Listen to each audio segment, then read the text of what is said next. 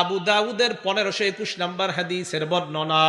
ক্বালা রাসূলুল্লাহ সাল্লাল্লাহু আলাইহি ওয়াসাল্লাম, আল্লাহর নবী বলেন, মা মিন আবদিন ইউযনিবু যামবা, কোন বান্দা যদি একটা অপরাধ করে অথবা বড় কোনো অপরাধ করে, করার পর ফায়ুহসিনুত তুহুরা, ভালোভাবে ওযু করে, ফায়াকুমু ফায়ুসাল্লি রাকাতাইন, 2 রাকাত নামাজে দাঁড়া যায়, আমি আবার বলছি গুনাহ হয়ে যায়, মনে মনে আপনি অনুতপ্ত, কি বড় অপরাধ করলাম। আল্লাহ নবী কয়, ওযু করার পর 2 রাকাত নামাজে দাঁড়ায় যাও। জোহরের পর হতে পারে, মাগরিবের পর হতে পারে, এশার পর, অথবা একটু পরে বাসায় গিয়ে হতে পারে, 2 রাকাত নামাজ। নামাজের সালাম ফিরানোর পর আপনি পড়বেন আস্তাগফিরুল্লাহ আস্তাগফিরুল্লাহ আস্তাগফিরুল্লাহ, কয়েকবার আস্তাগফিরুল্লাহ পড়বেন। নবীজি বলেন, ইল্লা গফারাল্লাহু লাহু যামবা, যেই অপরাধ মাফের নিয়তে আপনি নামাজে দাঁড়াইলেন, আল্লাহ নবী কয় ওই অপরাধ ওই মুহূর্তে আল্লাহ মাফ করে দেয়।